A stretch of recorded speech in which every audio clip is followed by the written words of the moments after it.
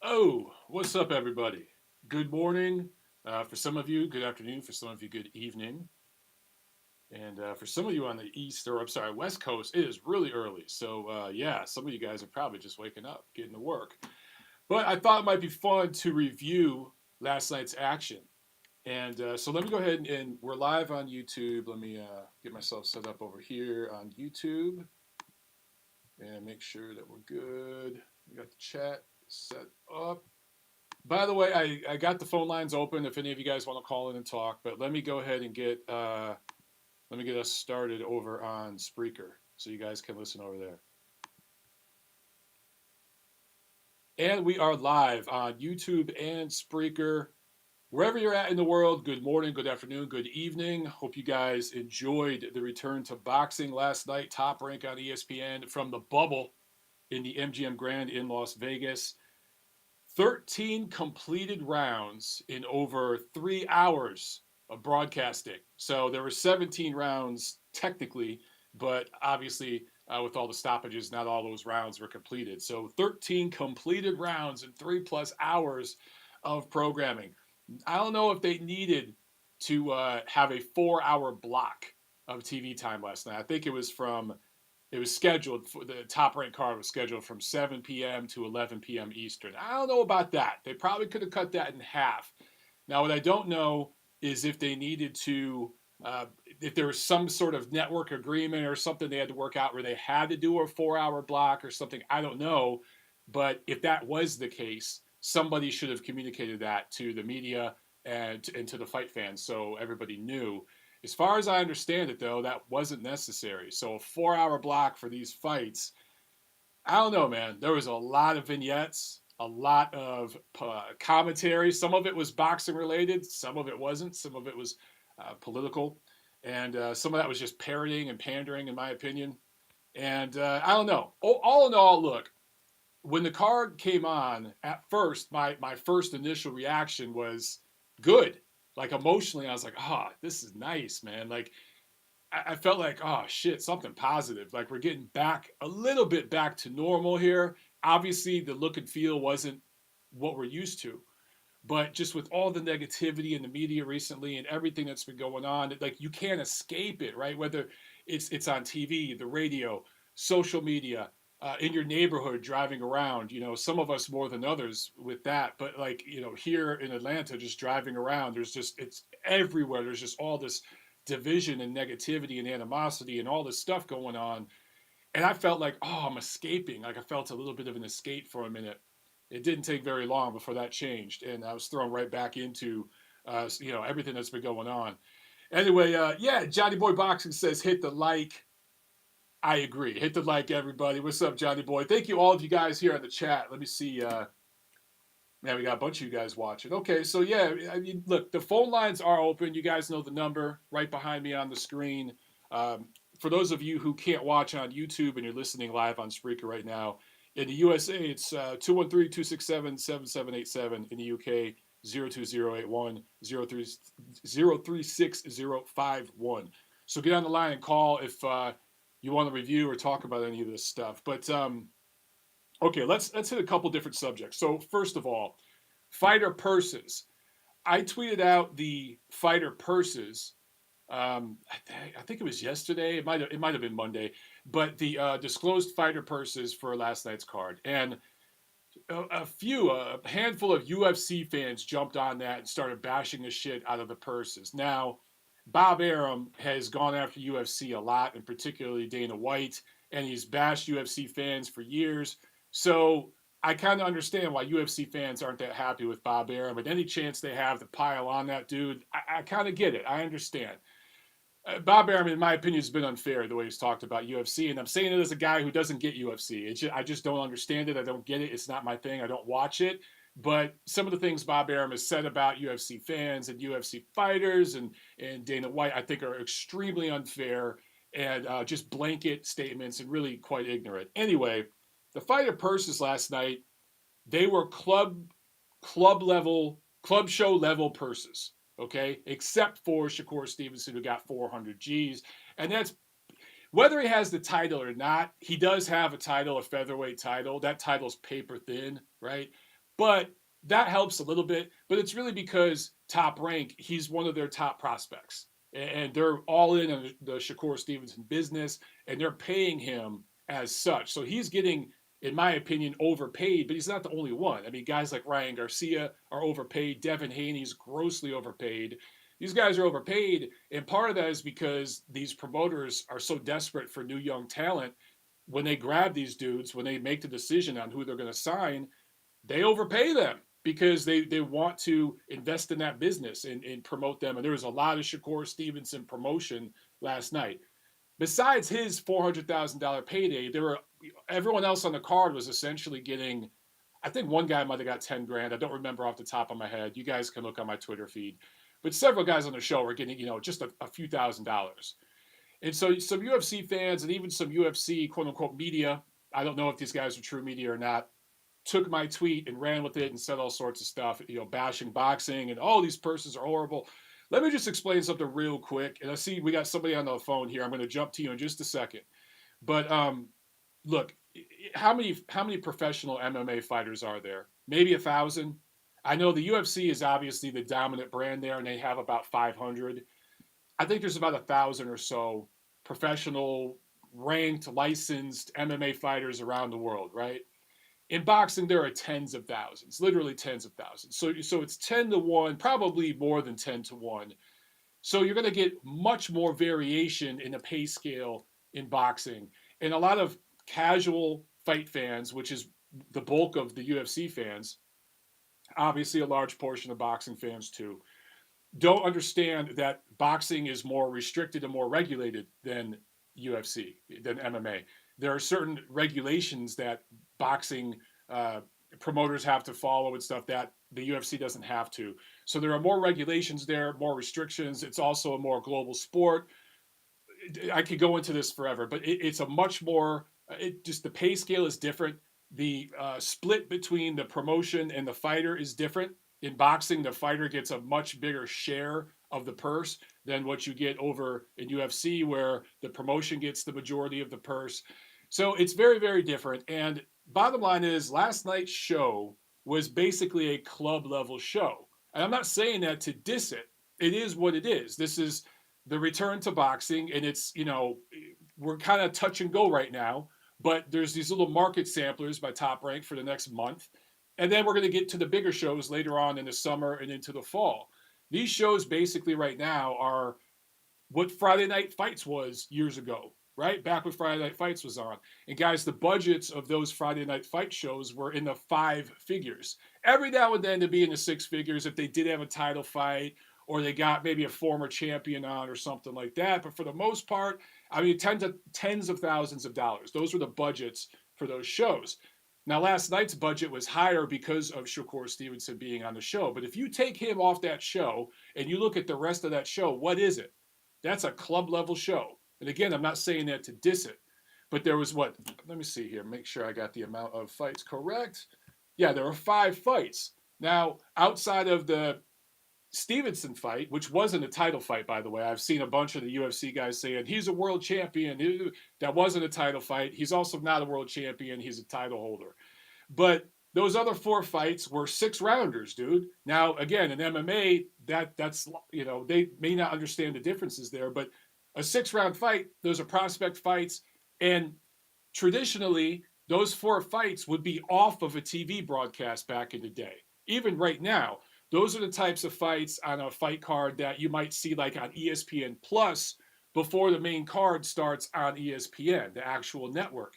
You see those undercard fights on ESPN Plus or maybe even Top Rank social media, their YouTube or Facebook, whatever it is. You see Golden Boy doing this, Matchroom, PBC does it, right? Where you have undercard fights on FS1 or even FS2 before the main event, the main show starts on Fox or maybe Fox pay-per-view. We've seen this a bunch, right?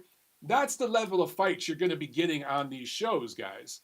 So these purses are not going to be typical ESPN, Fox, Showtime level fight purses. Basically, these cards are going to be the equivalent of showbox cards. And I'm not saying that to diss it. It's not a bad thing. It's not a negative, okay? But when you look at a showbox card, what is it? It's prospects fighting. it's guys with 10 or less fights fighting for the most part. And then maybe you get 2 journeyman level guys in a fight like we had last night, that Cash Metcalf fight. That was what it was, right? Those types of fights are either on a showbox type card or they're off the main broadcast. Last night, all 5 were on the broadcast because this is a unique situation. It is what it is. So like people just got to stop tripping on the purses and understand what they're seeing and what they're not seeing.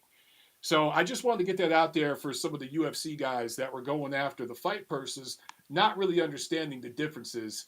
And I see. Let me see real quick in the chat here. Johnny Boy says, I like UFC, but the company is sinking, not rooting for nobody to fail. But with Conor McGregor, Nate Diaz, Jorge Masvidal, John Jones all want out. That's 4 your top 10 biggest names. That being said, UFC 251 was an amazing card in July. And yeah, I'm saying, yeah, I mean, I could go into, the way those fighters are treated and paid over in that world and everything. I'm not going to do that right here. Also, people comparing UFC's first card. I think Teddy Atlas did, and Teddy knows better, but Teddy's very, very good at getting clicks and getting people to pay attention to what he's saying. He says bombastic things. But he tweeted something last night basically saying, like, UFC's return was this awesome card, and last night we got shit. Tell me when boxing's back. Well, that card was a pay-per-view. I mean, people paid $80 for that card. Last night, this was free. So again, you're kind of comparing apples to oranges. Plus, a lot of top ranks, top guys are overseas right now. They can't get to America to train, and you got to have live gate revenue to pay them what they want, or you got to go pay-per-view. You guys want a pay-per-view right now? I don't know if you want that. Okay, let me jump to the phone lines here. We got a call here, and then we'll talk more about the show. I want to talk about Andre Ward's comments. We'll talk about that later. But 353, you're on. Go. Hey, what's up? Can you hear me, Mike? I can hear you, Mark. What's up? Can you guys in the chat hear Mark? I Fantastic. want to make sure that I got everything hooked up. I hope so. Anyway, go ahead, bro. Yeah. Yo, how good was Hairgate last night? How good was who? Hairgate. Hairgate. You've heard of Hairgate? Hairgate. Yeah. Okay. Metcalf. Yeah, dude. Metcalf's hair was awesome, and that was the funnest part of the night, man. Just on Twitter, everybody joking around about that dude's hair. I'm like, holy shit, I missed this. We haven't done this in months. That's the fun. Oh yeah. That's what boxing Twitter can I've actually seen be 200. Fun. Yeah. 200, 300 tweets all about dude's hair, man. That was awesome, bro. Oh, good. Yeah, you know what? You're right about the club level thing, but you know what? I just call them next generation shows. You know what I mean? That's what that was. It was a next gen show, like they do in the UK, where they have all the Olympiads, like where they have where they have Kelly headline and Cordina on the undercard, and then you have a lot of like react pause and stuff. Like this was like 2 years ago, so you have little cards like that. They happen. Like it's just a sample teaser. It was a fun enough show, to be honest. Like you don't get many shows where you get first round knockouts like that. Yeah. Rebasi Ramirez returning. It was okay. The only thing I didn't really like about the show was I don't like boxing being merged with politics. That's something I don't like, because I'm just sitting down to enjoy the fights. I don't want to be hearing every political point of view in the world. Also, did you see the hear me cheer thing that they had? The what? They were doing this hear me cheer thing. Yeah, I didn't. So how'd that work? Because I didn't even hear it or see it or. Well, what they were saying is, like, you can be part of the ambiance, hear your voice, blah, blah, blah, blah. So I went in and I started cheering during the fights with all these people, right? And then I started to listen to the broadcast. You couldn't hear anything. Yeah, I didn't hear anything. Yeah, like that made no sense to me, because I thought maybe are they going to – because Joe Tessitore said this will be live. You can hear yourself live. And it's like, wait a second, they're not that stupid, because people could say anything and it'd be live. So obviously they're recording all that stuff. But at no point in the broadcast did I hear them play any of that. No, no, for sure. Because when I was in, I heard all this. I was hearing all different types of chants. Trust me, that was never going to go on live TV. Yeah, Never. There's yeah. certain things that were said that you could hear very blatantly, clearly that are not going there, and I'm talking like very, very racist shit from every side. You know what I mean? Very horrible shit, stuff that you shouldn't be on TV. People talking about murdering things and just it was ridiculous. That hear me cheer thing, don't play into that, people. For the love of God, just don't play into that. But yeah, man, the car was all right. I mean, Shakur looked okay, right? He looked okay. He He looked got in he some looked fast. rounds. You know, he got in some rounds. Yeah, One of the heavy that what his the opponent American clearly on heavyweight that. got in a few rounds. Jared Anderson. Yeah, Jared Anderson. Yeah. Um, Yeah. yeah. It just so I wanna hit on something you mentioned. By the way, Trent in the chat says that I need to talk to you about the Kinahan cartel. So maybe if you're knowledgeable on that subject, maybe Oh, we could do a show together where you could call in and we could talk about that yeah. because I'd love to learn more about. I've had people ask me about that a few times. I know a lot about it. The thing about it is just from my point of view, I don't feel safe to talk about anything to do with gangland culture when it's 2 minutes from my door. I totally understand. Hey, I've been there before, brother. All right, so maybe you and I can talk off record or something. We'll figure Yeah, that out. But yeah, you talked about the politics, and I know that look, there's a lot of people out there, that say, "Oh well," people who say stick to boxing um, are their heads in the sand and they're idiots, and so you kind of damned if you do, damned if you don't when it comes to politics. I've talked about political matters on my show plenty. And I get the people saying stick to boxing. And then I get other people out there saying, no, you should speak more about politics and not stick to boxing.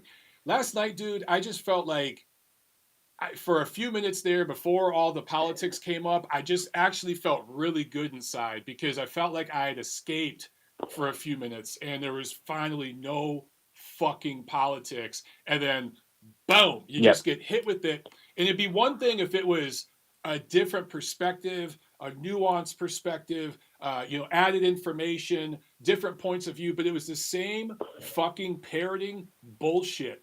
I'm not going to call it bullshit. It was the same parroting message, okay? Because regardless of which side of the fence you sit on these issues, most people are not thinking independently. They're just shouting their side's battle cry, and they're talking like parrots and acting like sheep.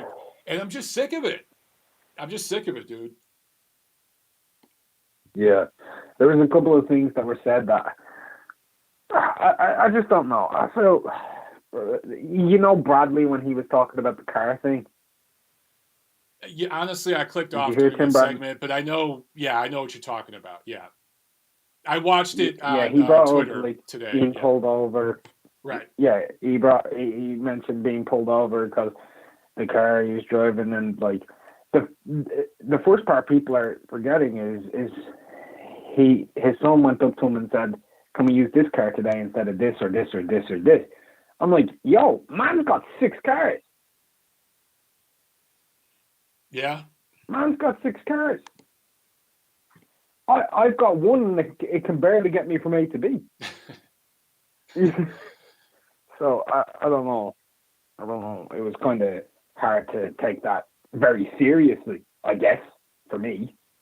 For other Well, people, I'm sure they can take it serious. that's the thing, Mark. There's a lot of people out there that could relate to Bradley's message in one way or another, right? Most people don't have 6 cars, but in different ways they could relate to it. But there are probably more people that couldn't relate to it for one reason or another, like you just mentioned. So again, when you kind of go down that road, if my whole thing is if you're going to go down that road, then go down that road objectively and give points of view from different sides, different angles. There are plenty of fighters from all walks of life that come from a disadvantaged background, and that message just kind of isn't being talked about right now. I understand that the focus is on one particular community right now, but I just felt last night, I understand like there's an obligatory thing there where you got to talk about recent events. I just didn't need it pounded into my brain the first 30 minutes of the broadcast and repeatedly throughout the broadcast. I thought, do your obligatory thing like they did with the COVID-19 situation and move it along. That's what I would have liked. Yeah, me too. Me too. But let me just ask you a question before I jump off so you can continue on with your show. It's just a real fast question. What do you think will be the first unification point we're going to get?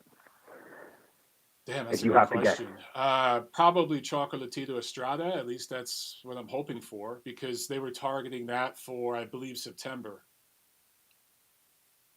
Okay, I'm just asking because I watched an interview with Tiafimo's dad yesterday. It was on a friend of mine's channel, D's channel. He was talking to Tiafimo's dad. They're saying September. Tiafimo's dad saying that they're getting that fight in September. I know that's when So they still want to do it. I just I don't know which one's going to come first. But yeah, yeah, you know what? I forgot that I mean, obviously that's still happening. They still want to do that. I just don't know exactly when. It really depends on how things yeah, reopen, dude. They need gate revenue for that fight. they do. Estrada Chocolatito, that's the zone. I don't really think they really need gate revenue. They're Exactly. just trying to pump out fights, and they've got no content right now, so they need to get content going. But yeah, have a good one, Mike. Take care, and anyone who hasn't hit the like button, support the show. Take care. Peace. Thank you, Mark. Have a good one, brother. All right, let me get to a couple quick super chats. Johnny Boy with the super chat. Thank you so much, Paisan. He said Metcalf looked like De Jesus from Big Lebowski. Yeah, with like a horrible hairline. I mean, dude, like it was a horseshoe haircut and a mullet, and then he had like a full beard. There was just a lot going on there, dude, and it was just there's sneaky genius to that because most fight fans, had no idea who that guy was prior to last night. Now the dude is somewhat known, and I'm not going to say like he went viral or trended or anything. It's not like that, but there were hundreds, maybe even thousands of people tweeting about that dude last night because of his hair. So there was sneaky genius to what he did on that. But it looked like literally him and a barber just beefed halfway through a haircut. He said, fuck it, I'll do this shit myself. It just hilarious. Hilarious. Harrison Property with the super chat. Thank you so much. He says, what do you think of Devin Haney training with Floyd Mayweather? And will this be a permanent arrangement? Thanks, buddy. I like it.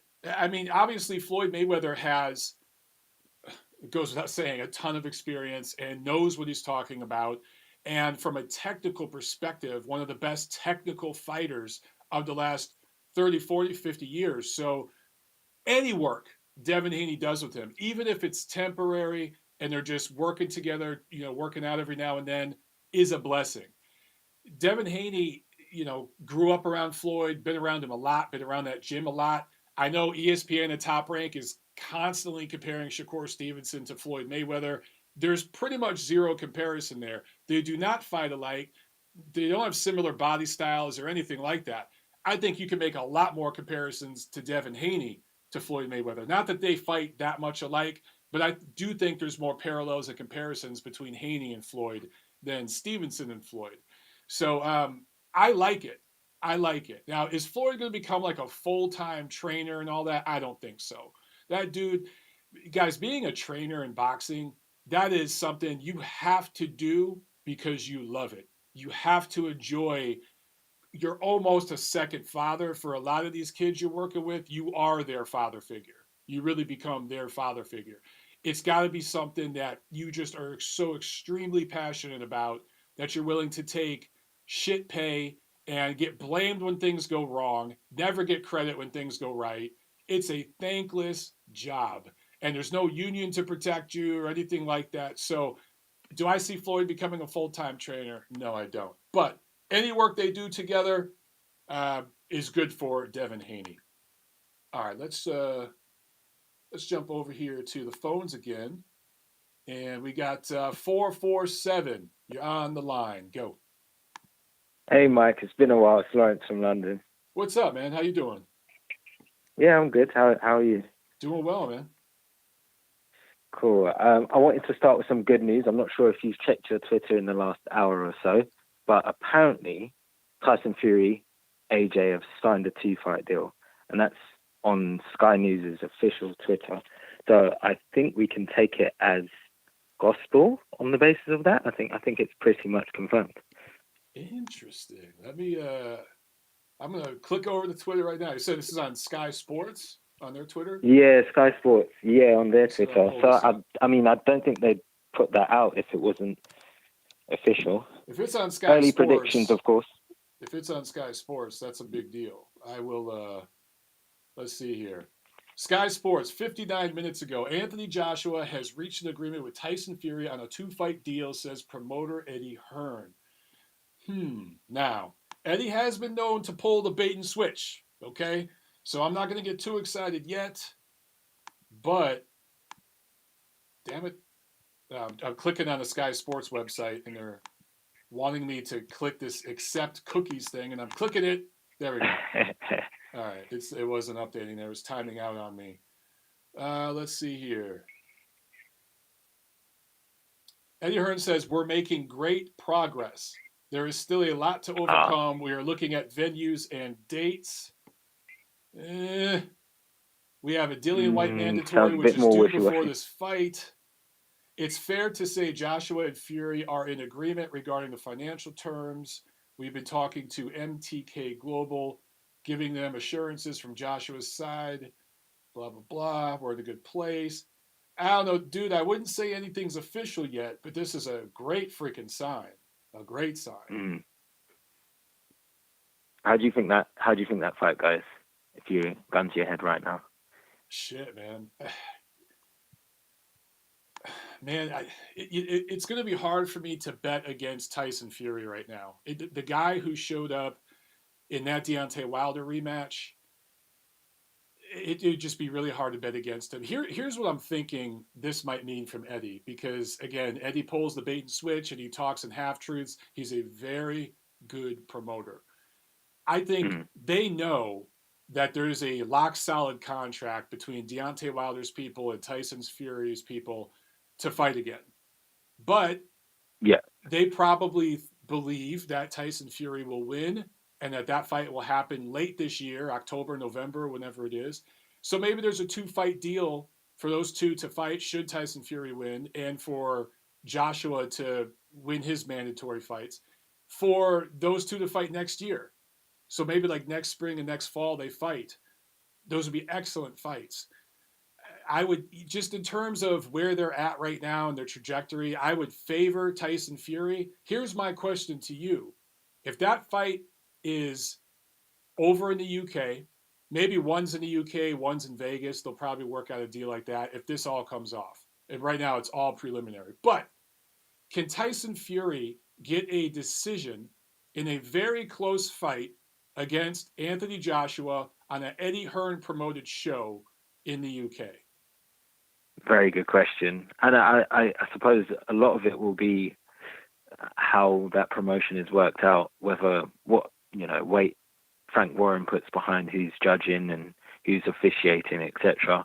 Obviously, the money is in Eddie's hands more so. So I can see them leaning towards Joshua. And also Tyson Fury's style, as we found out in the first Deontay Wilder fight, it leaves a lot to sort of subjectivity in those close rounds that he tends to eke out rather than sort of stomping his authority on. So if it's one of those fights where, the trained eye can see that Tyson Fury should be winning majority of the rounds, but AJ has moments, it's certainly possible that we could have a bit of a robbery or an unfair decision on Joshua's side. But then it's a 2-fight deal, so they can always run it back, and wherever the rematch is put has a bearing as well. I think back to when AJ fought Vladimir Klitschko, and I think 2 of the judges had Joshua ahead at the time of the stoppage, which was not the fight that took place. Vladimir Klitschko was winning that fight. Yeah. So I think Steve Weisfeld was the only one who had it right, with Klitschko up by 2, maybe. One of the best young judges in boxing. I like Steve Weisfeld. I usually agree with his scorecard. So the other 2 judges had Joshua ahead, and that was not the fight 90% of people were watching. So I got to wonder, because, from the UK side, obviously Eddie Hearn is more powerful than Frank Warren, and he's going to yield the power. Now, if the fight's over here in the United States, Top Rank's more involved, Bob and they're the Arum. power broker in Vegas. So that would, change things. So it gets very interesting. A lot of moving pieces to that, though. But I'm telling you right now, dude, if all that could be worked out and those guys fight twice next year, even if the first one's in London and we get a controversial decision and then the rematch is in Vegas, it'd be massive for boxing. Massive. Yeah, huge. Yep, just got me excited for a short moment, but as you've seen, it's not quite confirmed just yet. But yeah, that's all I had for now. I didn't watch the show yesterday, so I'll catch up with that and maybe not next week, but the week after. One-sided, all one-sided. Yeah, and I mean, thanks very much, Mike. Oh, thank you. Have a good one. Yeah, nice one. Right. Yeah, so look, with the Sky Sports reporting about Eddie Hearn and Fury and Joshua, to me, that doesn't mean anything's official at all, at least not yet. But it means that it's moving in the right direction and they're actually having talks. That to me means that there really are talks going on, which is great. So either way, the top 3 heavyweights, top 4 heavyweights, let's go with the top 4. It's Tyson Fury, Anthony Joshua, Deontay Wilder, Dillian White.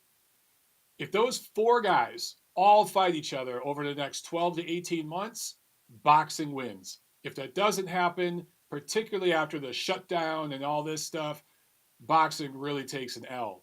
So I think they should try to do the right thing, get those 4 names in the ring with each other over the next, really I would say between now and the end of next year. So over the next 18 months. If that can happen, that's huge for boxing. It's huge for boxing. You guys just don't understand. And even if Wilder loses to Fury again, which he likely will, Wilder's still going to be a key player. And there's still big fights to make in the heavyweight division, even if he loses. A Wilder Andy Ruiz fight in the United States sells. That could be in Vegas. Imagine a crowd for that one in Vegas. If they did that, particularly around one of the Mexican holidays, that'd sell really well. There's several fights like that here in the United States and in the UK that are possibilities. Remember, we should still get Daniel Dubois and Joe Joyce, the winner of that fight. If they end up going against one of the other top British contenders, let's say Dillian White takes an L in his title attempt. If Daniel Dubois beats Joe Joyce, then over the next couple of years, he gets in there with Dillian White.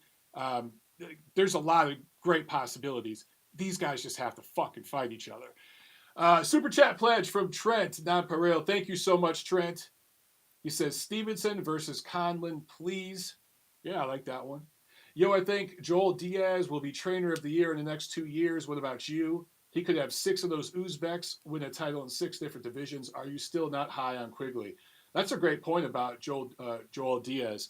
Yeah, I think that he's training several of those Uzbek fighters, right? And over the next 12 to 24 months, those guys are going to start winning titles. So I think it's about timing and what else is going on. Yeah, I absolutely think he could be in the running for trainer of the year pretty soon. It depends. If a couple of his guys win titles, but then we see a huge heavyweight showdown next year between the top 2, top 3 heavyweights, and you get a clear heavyweight champion, just by default, whoever the winner is, that fighter's trainer is probably going to get trainer of the year because it is somewhat a popularity contest. So it is about timing. But in a year where there's not some big star power kind of trainer like that, he absolutely could. He absolutely could. He's training a good school of young guys right now.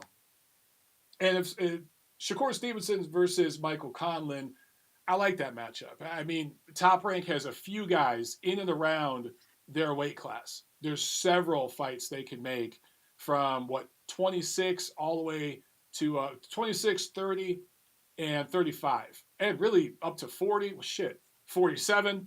Yeah. Dude, I'm just thinking, man. I mean, 20, and then you go down to 118 and in a way, once he moves up to 122. From 122 to 147, Top Rank is going to have a hell of a lot of fights to make over the next few years. So if one of them happens to be Stevenson versus Conlon, sign me up. For my money, I think Stevenson has more tools, and I think when they do fight, I favor him. Now, had they fought a year ago or something, maybe I would have favored Conlon. But as they develop, I just think that Stevenson has a higher ceiling. So the longer we have before the two of them fight, I think the more it benefits Shakur Stevenson. And when they do fight, I think he'll probably win.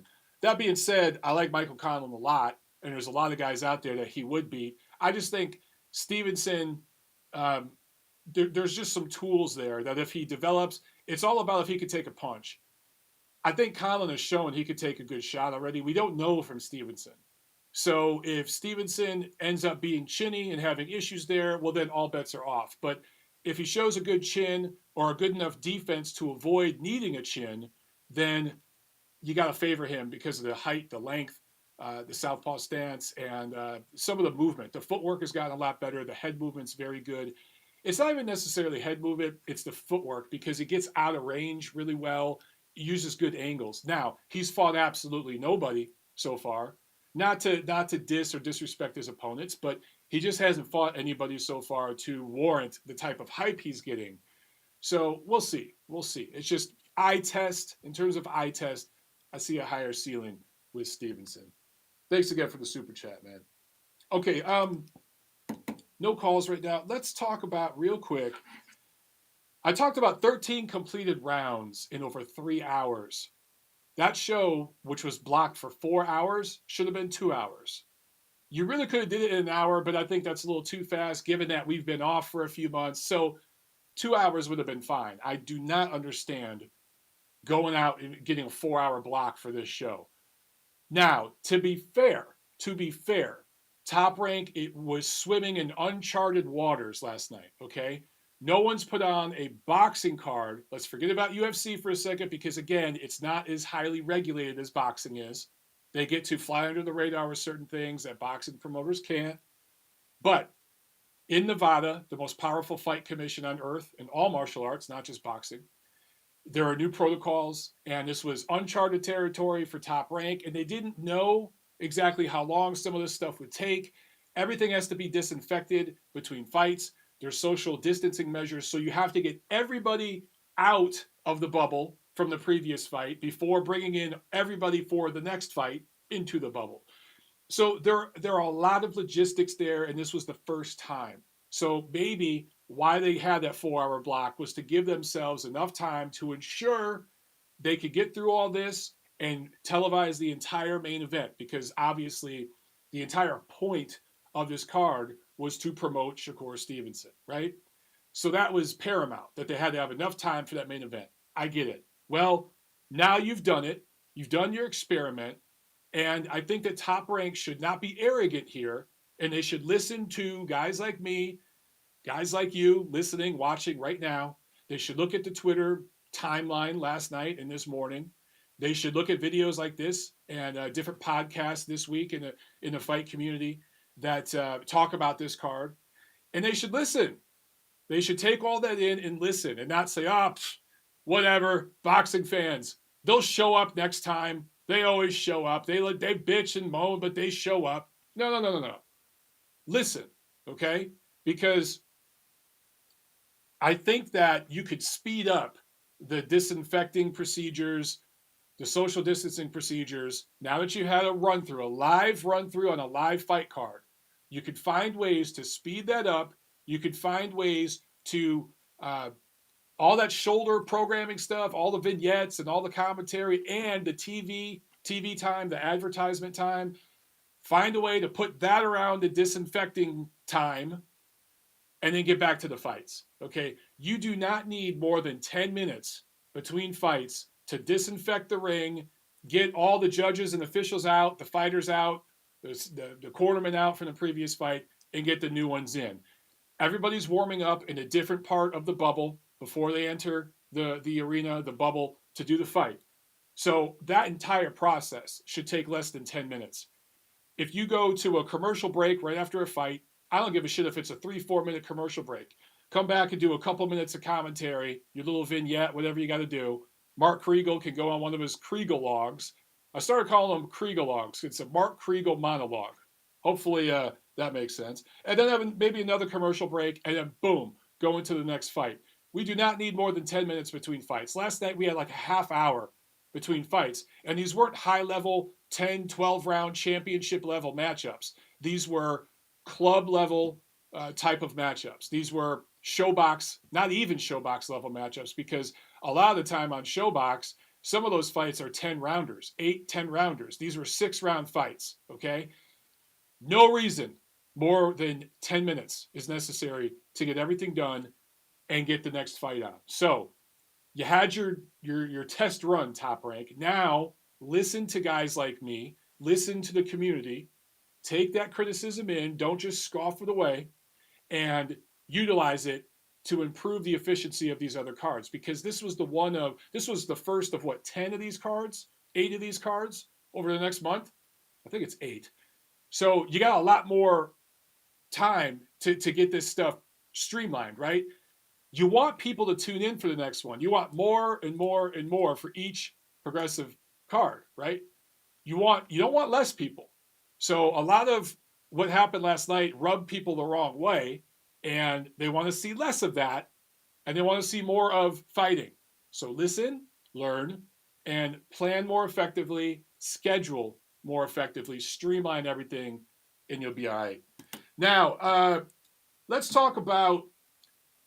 Oh wait, I see in the chat. Hamed asked, Mike, have you talked about the AJ Fury 2-fight deal? Hamed, we just talked about that. A caller just a few minutes ago, we talked about that. I went on the Sky Sports story and read it. Nothing's official the way I see it, at least from that story that they just posted. We talked about hypothetical scenarios and everything, so check that out later. Again, you guys got to remember there is a contract between Deontay Wilder and his people and Tyson Fury and his people to fight again. You can't break a contract, okay? You don't want to do that. That was a pretty solid, complex deal. So unless you see anything in that Sky Sports story about Deontay Wilder accepting a bunch of money to sit on the sidelines, which I don't think he's going to do, then I would say, pump the brakes a little bit. I think the more likely scenario is if a fight deal is agreed to between Fury and AJ, it's for next year after AJ handles his mandatory and Fury handles Wilder again if they both do. Of course, anything could happen in boxing. So should that take place and those two fight next year, huge for boxing. Huge for boxing. Okay, Andre Ward's comments last night. So during this political diatribe section of the broadcast, the floor was given to Timothy Bradley and Andre Ward exclusively to talk, and everybody else just shut up and let them talk. And I understand that. I get it. Timothy Bradley talked about an incident he had recently with a police officer and talking to his 4-year-old son about that, and it was difficult for him. I've had incidents with police officers. A lot of us watching this have. I personally believe that we are over-policed in the United States of America. And I think the biggest issue with our police here is the unions. Police unions are a major problem. I'm a member of a union, okay? I am a member of a union through my entertainment work. So I'm not trying to be a hypocrite here. Unions are good for a lot of things, but unions also protect shitty employees. And that includes teachers' unions, that includes police unions. The biggest issue we have here is with the police unions and some of the training at the very top of these police departments. So Timothy Bradley talked about a personal story he had. I could bring up stories. I've had hands put on me twice by police. I've seen family members get the shit beat out of them by police. I was raised to fear cops because of the neighborhood I grew up in and some of the family element and stuff that I grew up in. I was taught, you see a cop, don't make eye contact. They'll be suspicious of you. You don't say anything to them. If they ask you questions, you keep quiet. That's what I was taught as a kid. I hear a lot of people talking in media right now. Oh, well, I was taught that, police are your friend. And that's how all people fill in the blank were taught. No one gets to speak for all people. We all have unique experiences. So Timothy Bradley sharing his experience, I got no beef with that. And but when Andre Ward talked about fighters playing the heel, that is, fighters being the bad guy, the negative guy, however you want to word it, and he said specifically with black fighters, that he basically worded it where if black fighters don't play the heel, they are not sellable and they're not marketable and they don't make a lot of money. That is just factually false. That's an oversimplistic, obtuse ignorant way of looking at the situation. Now, I respect Andre Ward as a human being, and he has a right to his opinion, but I think that his opinion is not very nuanced and thought through, because if he's relating this to him as a guy who's partially African American, well, it's not that he it's not that he had to play heel or turn heel or whatever to get the respect he deserved. A big reason Andre Ward didn't get fanfare and love from the mainstream, the casual fight fan, had to do with his fighting style and his personality with the media. Now, he's opened up since retirement, and he's become much more approachable with fans and media. He's done an outstanding job with his commentary at ESPN. I think he's done a really, really good job. But as a fighter, he came off to a lot of people as very smug and I'm trying to think of the right word, pretentious and entitled. This is a guy who sued his dying promoter, who was like a father to him, who went out of his way to look after him and really, really give him a leg up. I mean, in that tournament he fought, he was the only that I think it was a Super Six on Showtime. I can't remember the years. I want to say maybe the early 2010s. He was the only fighter who never traveled. He was the only fighter who fought exclusively in his home country, several times in his home state. So he basically had a privileged position in that tournament, more so than anybody else, even though there were more established stars at the time in that tournament. The American networks, particularly HBO, and guys like Max Kellerman and Jim Lampley, have gone above and beyond singing Andre Ward's praises and giving him a lot of PR and everything that he, quite frankly, at that time didn't necessarily earn. So I think Sports Illustrated the same way. So he's got a powerful platform position now at ESPN. So for him to use that kind of verbiage, I don't necessarily agree with that. And I tweeted about it. There are fighters like Evander Holyfield, Sugar Ray Leonard, Marvin Hagler. I could point to a million fighters. George Foreman, you more so maybe than any other athlete, not just boxer, had one of the hugest endorsement deals in the history of sports marketing with that George Foreman grill. I want to say he made over $500 million hawking that thing. Okay, so, and that's just in boxing, but we could go with sports in general. And the way black stars are treated in this country is better than any other group. So there's millions of examples I could give when it comes to media attention and everything else, and the platform that they're given to speak about certain things with impunity. I mean, somebody like LeBron James can say whatever he wants to say, even if it's asinine and inaccurate, and there's no recourse. So meanwhile, Drew Brees, you saw what just happened to him simply for stating why he supports the American flag because of his family's service in World War II. So look, it's a very complex, nuanced situation, and I don't want to dig into that for too long. But Andre Ward, again, there were several years during his prime. I can't remember exactly off the top of my head, but I want to say he fought 2 or 3 times over like a 5-year span, something like that.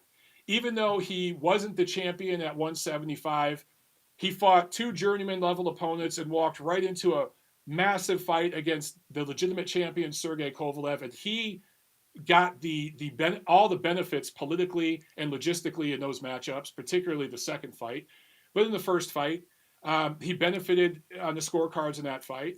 So, like, there's a lot of benefits he got, and specifically as an American, and even maybe specifically in media, you could argue is a guy that's partially African American over somebody like Sergey Kovalev, who is quote unquote foreign, quote unquote Russian, although hysteria in much of the media over Russian people right now, the xenophobia, quite frankly, around Russian people, Eastern European people in general.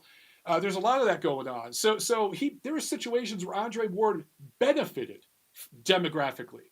So for him to just go on that rant, I don't know if that was the most logically well thought out rant. And I don't necessarily agree with it. I'm trying to be fair to Andre Ward. But turning heel, playing heel, people always point to Floyd Mayweather. Oh, well, when he was Pretty Boy, and Andre Ward did, when he was Pretty Boy, nobody gave a shit. And then when he jumped over and became Money May, he became a huge star. Again, that's inaccurate. When Floyd Mayweather was Pretty Boy, Top Rank was all in on him, promoting the hell out of him, just like they're doing with Shakur Stevenson right now. And he was a darling, I won't say a darling, but he was being promoted pretty heavily as a prospect and a baby contender over at HBO. And as a young champion, he was promoted by HBO. And he was talking, Jim Lampley promoted him as the pound for pound best fighter in the world. They set him up to have that pay per view with Arturo Gatti. That was a brand building exercise, basically, with just the way Errol Spence just benefited off the blood, sweat, and tears of Mikey Garcia and the way he benefited from that situation in terms of his branding. It was a very similar situation after Arturo Gatti gave a portion of his life in the ring, blood, sweat, and tears for everybody at HBO to profit of. They fed him to Floyd Mayweather to build up his name. I mean, I could go on and on and on here, guys. Floyd Mayweather made a decision to turn heel. And that wasn't necessarily just a complete acting job. This is a guy who's been arrested for domestic abuse. This is a guy who's gone on racist rants and sexist, homophobic rants before, who's defended women beaters like I think it was Ray Rice, the NFL player. So again, Floyd turning heel, that wasn't 100% acting, okay? There were things he did in his personal life that made him a heel. He wasn't necessarily just acting on camera. Also, a huge part of Floyd's marketing and who were buying his fights and promoting him was Black America. It's not like all of a sudden, quote unquote, white America or the mainstream, however you want to word it, just suddenly started paying attention to Floyd because he turned heel. A lot of guys that were buying his pay per view, the cult of Floyd, if you will, on social media, a lot of that was young black kids. And yeah, even young white kids too. But I'm just saying, it's not like it was this one sided thing. Also, I'll point to people like in UFC, Conor McGregor. When he turned heel, his dollars went up. When Ronda Rousey turned heel, her dollars went up. I think there's a guy over there named Chad Sonnen. Correct me if I'm wrong the way I'm pronouncing that name. When he turned heel, his dollars went up. Tito Ortiz, right? And I'm just using UFC as an example here because that markets to quote unquote middle America, the WWE NASCAR crowd. That's who's watching that, right? The mainstream casual sports fan. All the people over there that turn heel make more money too. And none of the people I just listed are black. So again, for Andre Ward to just go down that road and to try to relate it to Floyd and to try to relate it to Shakur Stevenson because he's managing him, the very same guy they were promoting on that show for 4 hours, that just came off a little divisive and opportunistic and quite frankly, not that accurate. Just my opinions on that. And I'm trying to be fair to Andre because again, I think he does a fantastic job at his job at ESPN. But I thought that just did not come off better. Jay Perez on the chat says Bob Arum said that Floyd Mayweather was better than Sugar Ray Robinson back at this time. Yep, he did say that. And Jim Lampley said things like that. Several people over at HBO did long before Floyd turned into Money May. Long before that. So for Andre Ward to say what he said and for a bunch of people to just jump on that on Twitter, again, what have I been saying? People are talking like parrots and acting like sheep right now. People are not thinking independently. They're not using their logic. They're not asking tough questions. People don't really want to have real conversations right now. They just want to yell. They just want to shout a battle cry. They don't want to look at a situation for the totality of it and the complexity of it. They want everything to be simple and nuanced, down to a buzz phrase, if not a single word. And that's just not the way human beings work. That's just not the way real life works. So right now in boxing, some of the top brands in the sport, regardless of their ethnic background, are good guys. And they're some of the biggest brands. I mean, of course, we talk about Anthony Joshua and guys like that. Look, for Deontay Wilder, when he turned heel, his dollars went up, right? He turned heel with the to this day and all that sort of stuff. And I want to get a body and all this. And it did increase his dollars. And in that scenario between him and Tyson Fury, Deontay Wilder has been happy playing that card where Tyson Fury was the good guy, Deontay Wilder's the bad guy. Deontay Wilder made that choice. It's made him a wealthy man. So there is an element, there's a kernel of truth to what Andre Ward was talking about. Yes. But is it 100% based in race? Is it even primarily based in race? I don't think so. I think there's just money in playing heel. Again, ask Conor McGregor, ask Ronda Rousey, and countless others. even in the NFL or the NBA, Major League Baseball, there are heels in sports, but particularly in fight sports, particularly in martial arts, not just boxing, all martial arts. It's fighting. The heel has always sold. The movie Cinderella Man, right? And that just popped in my head because it came on yesterday. Cinderella Man, James Braddock versus uh, Max Baer. There was a heel in that situation, right? There was a good guy that everyone rallied behind, and there was the heel, right? There have been heels throughout the history of boxing of all backgrounds, and there is money to be made in that character. Same thing with WWE. And I know that's not real fighting, but those guys are athletes. They are athletes. Okay. Enough for my rant. All right. Enough for my rant. Carlos Cabrera says, haters pay to see you lose. Yes. Haters pay to see you lose. That's the genius of the heel. Look, when Ronda Rousey got her ass beat by Holly Holm was the good one. Ronda Rousey was the bad one. There were just as many people out there that were happy to see Ronda Rousey get her ass beat as there were people that were happy to see Holly Holm win, right? For some people, they weren't even happy for Holly Holm. They were just happy Ronda Rousey lost. Guess what? All of them still paid for the damn pay-per-view. And most of that money went to Ronda Rousey. There you go. There's an example of the heel paying off for somebody who's not black. So it goes in all directions, guys, as usual, as most things in life do. And I'm not saying it's an equal balance in all directions. Now, hear me out on this.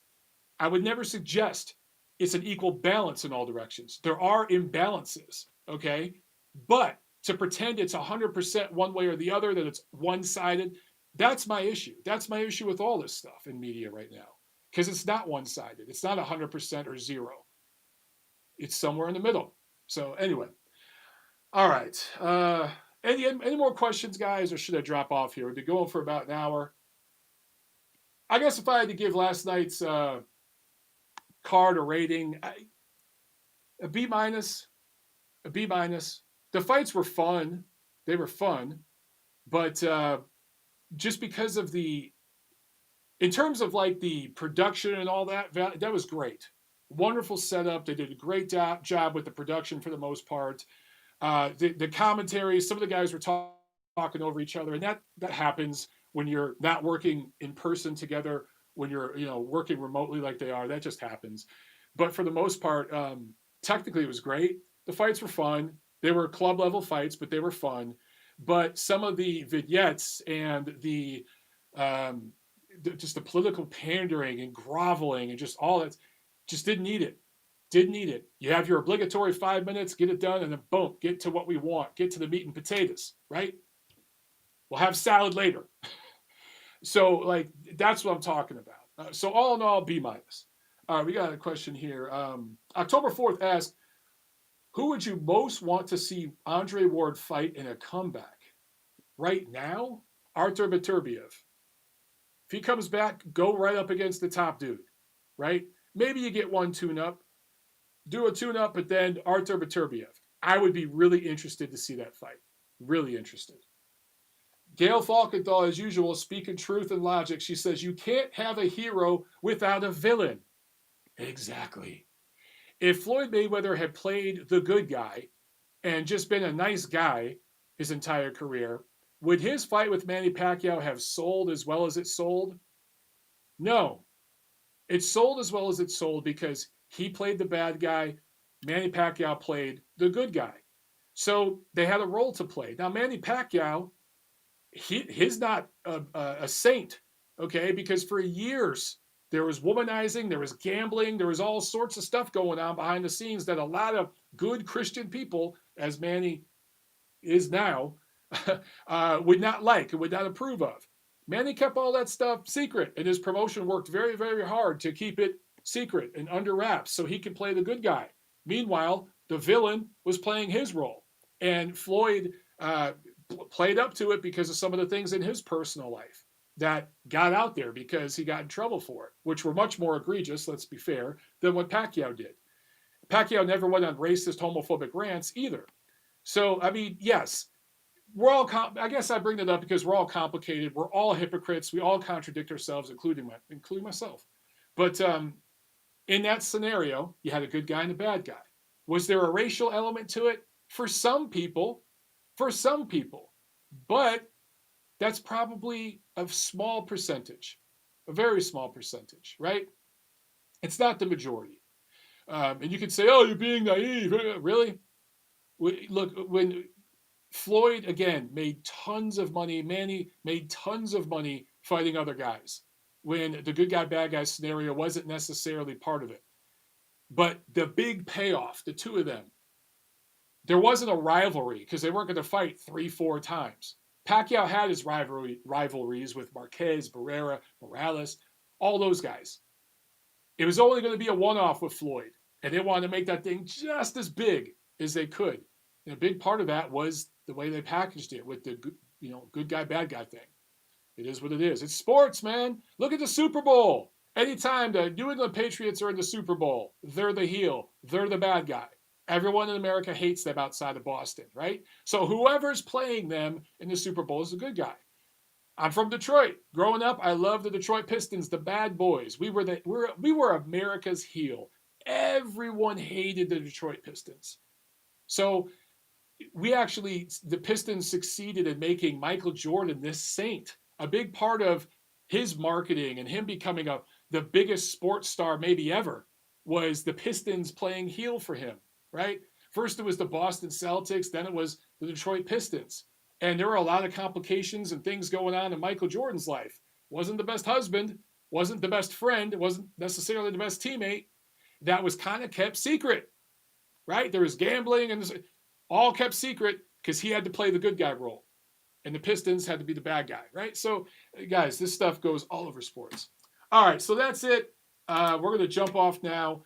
It's my birthday in a few days, so wish me a happy birthday, guys. And we will be back, not next week for TNC. We'll be back next week.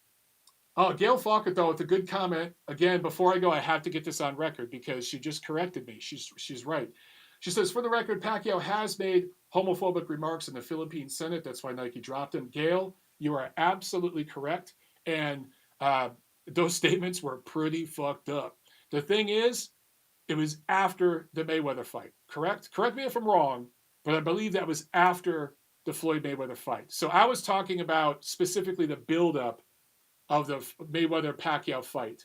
Going into that, Manny had done a pretty good job of keeping some of his radical opinions and all that stuff under wraps, and some of the bad behavior and stuff under wraps. And Floyd's bad behavior and nasty rhetoric had leaked out. So, but yes, post Mayweather fight, I do believe he made some really, really nasty comments about gay people, and Nike dropped him in an instant. So, look, it goes in all directions, guys. All right, so yeah, we're going to jump off there. Thank you, Gail, for getting that in and correcting me. We'll see you guys in about a week or so. Maybe I'll do a rant video from my birthday where I'm going to be chilling, but I'm probably just going to unplug, guys. I'm probably just going to unplug because it's just been a lot of negativity and animosity and nastiness on media and social media lately. And yeah, I just need to get away from that for a few days. Yeah, my birthday's this Saturday, going to be 41 years old. So next time you guys see me, I'll officially be in my 40s. I'll no longer be able to say I'm 40. I'll have to say I'm in my 40s, which, whatever. I don't love it. I don't hate it. It is what it is. All right, guys. I'll see you at the fights.